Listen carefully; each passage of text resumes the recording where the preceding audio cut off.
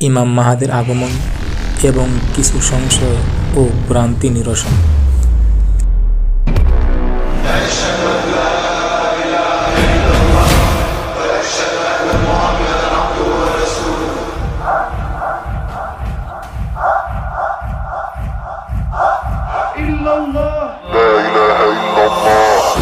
ইন্নাল হামদুলিল্লাহ ওয়াসসালাতু ওয়াসসালামু আলা রাসূলিল্লাহ আম্মা বাদ। প্রিয় দর্শক, আফগানিস্তানে ব্রিটিশ আমলে ব্রিটিশরা হামলা করলো, কিন্তু তারা পরাজিত হলো। এরপর রাশিয়া হামলা করলো এবং রাশিয়া নিজেই ধ্বংস হয়ে গেল। এরপর ইউরোপিয়ানরা আফগানিস্তানে যুদ্ধ করতে এসে পুরো দেশ ভেঙে তছনছ হয়ে গেল। এমনকি সর্বশেষ গত 18 বছর ধরে বুশের হাত দিয়ে যুদ্ধ শুরু হয় এবং সর্বশেষ ট্রাম্প এসে শ্রান্ত ক্লান্ত হয়ে একরকম মাথা নত করে পরাজয় বরণ করে আফগানিস্তানিদের যাবতীয় দায়ভার তালেবানদের হাতে উঠিয়ে দেওয়ার সিদ্ধান্ত নিয়েছে। নাকি খত দিয়ে আফগানিস্তানিদের কাছে নিরাপত্তার চুক্তি নিয়ে চলে গেছে।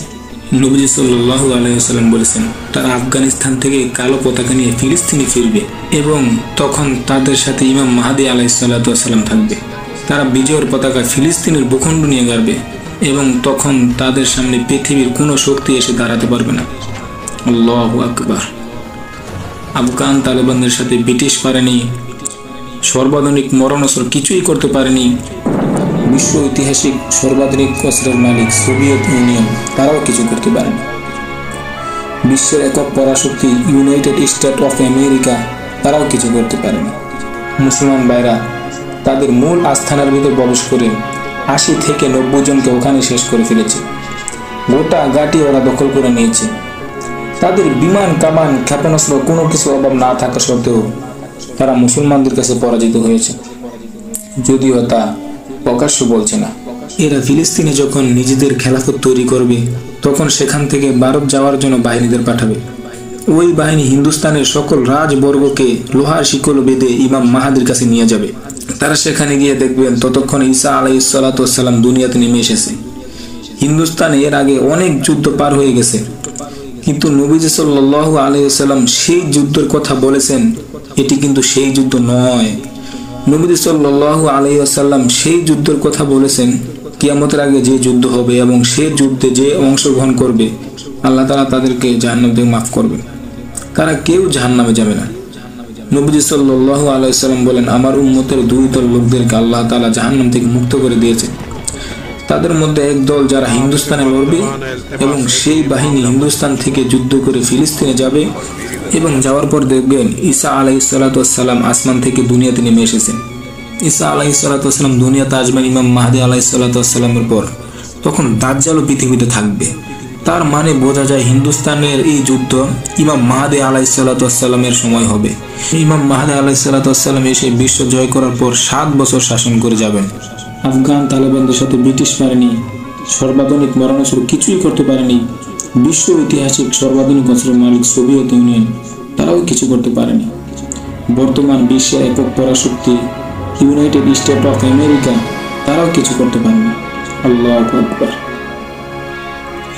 মুসলমান ভাইরা তাদের মূল আস্থানার ভিতর প্রবেশ করে 80 থেকে 90 জনকে ওখানে শেষ করে ফেলেছে। গোটা ঘাঁটি ওরা দখল করে নিয়েছে। তাদের বিমান, কামান, ক্ষেপণাস্ত্র কোনো কিছু অভাব না থাকা সত্ত্বেও তারা মুসলমানদের কাছে পরাজিত হয়েছে, যদিও তা প্রকাশ্য বলছে না। মুসলমান ভাইরা, শক্তিমানই পারমাণবিক বোমার অধিকারী নয়। পারমাণবিক বোমায় যদি শক্তি হয়ে থাকে, তাহলে আফগান তালেবানদের কাছে তো কোনো পারমাণবিক বোমা নেই। তাহলে তারা কিভাবে পারমাণবিক শক্তিকে পরাজিত করলো? তাদের বিমান, কামান, ক্ষেপণাস্ত্র কিছুই নেই, কিন্তু তাদের সামনে এত বড় বড় শক্তি হেরে গেল। যখন আত্মসমর্পণ এবং শান্তি চুক্তির কথা লিখছিল, আমেরিকান বড় বড় নেতাদের চেহারা মলিন হয়েছিল, তাদের মুখে বিন্দুমাত্র হাসি খুশি ছিল না। মুসলমান ভাইরা, একটা কথা আপনি শুনে রাখবেন, যারা ঈমান নিয়ে বাঁচে তারা কোনো কিছু, কোনো মরণাস্ত্রকে ভয় করে না। যারা আল্লাহর পথে চলে তারা মরণাস্ত্রকে কিছুতেই ভয় করে না। আল্লাহ তাআলা যখন পৃথিবীকে সৃষ্টি করলেন, তখন পৃথিবী কাঁপতে শুরু করলো। তখন আল্লাহ তাআলা পাহাড়কে সৃষ্টি করলেন। যেরকম একটা কাঠের উপর আরেকটা কাঠ চেপে পেরেক মারলে আর নড়াচড়া করতে না পারে, এভাবে আল্লাহ তাআলা পৃথিবীতে পাহাড়কে পেরেক হিসেবে ঘিরে দিয়েছে। তো ফেরেশতারা আল্লাহ তাআলার কাছে প্রশ্ন করলেন, ইয়া রব্বাল আলামিন, হে আল্লাহ, আপনি আমাদেরকে একটা প্রশ্নের উত্তর দেবেন। এই যে আপনি পাহাড় সৃষ্টি করেছেন, এই পাহাড় থেকে শক্তিশালী কিছু আছে কি? আল্লাহ তাআলা তাকে উত্তর দিলেন, হ্যাঁ, আমি এই পাহাড় থেকে অনেক শক্তিশালী জিনিস আমি তৈরি করেছি। যেরকম পাহাড় যতই বড় হোক না কেন, লোহা দিয়ে পাহাড়কে কেটে সমান করে দিতে পারবে। বর্তমান যে আধুনিক এক্সকেভেটর, এগুলা পাহাড়কে কেটে কেটে ছোট করে ফেলতে পারবে। তো ফেরেশতারা আবার জিজ্ঞাসা করলেন, তখন ফেরেশতারা বললেন, ইয়া আল্লাহ, জানি এই লোহা দিয়ে এই পাহাড়কে কেটে সমান করা যাবে, কিন্তু লোহার থেকেও বেশি শক্তিশালী আপনি কিছু সৃষ্টি করেছেন কি?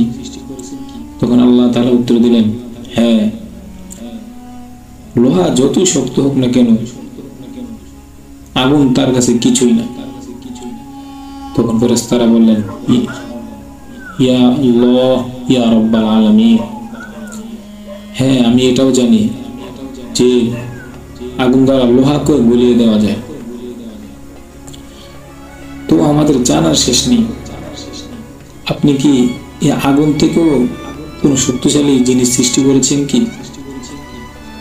তখন আল্লাহ তাআলা বলেন, দেখো, আগুন যতই উত্তপ্ত হোক না কেন, যতই গরম হোক না কেন, পানি তার কাছে কিছুই না।